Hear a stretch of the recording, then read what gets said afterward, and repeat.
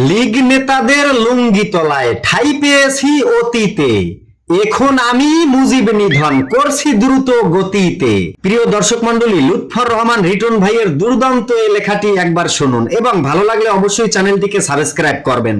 কি ক্ষমতায় আসবে যাবে বুঝতে পারি ভাও আমি, কি ক্ষমতায় আসবে যাবে বুঝতে পারি ভাও আমি, মুজিব কোটের ইস্তেমালে আগে ছিলাম আওয়ামী, সেথায় আমার বেল ছিল না মাথায় ভাতের মার ঢালা, মুজিব জিকির ধান্দা ফিকির মার ডালা ভাই মার ডালা, লীগ নেতাদের লুঙ্গি তলায় ঠাঁই পেয়েছি অতীতে, এখন আমি মুজিব নিধন করছি দ্রুত গতিতে, ভাও বুঝে পাও ফেলছি দাদা, ভাও বুঝে পাও ফেলছি দাদা অনেক মাথা ঘামিয়ে, মুজিব কোটটা শরীর থেকে তাই ফেলেছি নামিয়ে, মুজিব কোটটা রেখে দিলাম আলমারির ওই চিপাতে, যদিও পিঠে ডাস্টবিন ছিল ভগবানের কৃপাতে।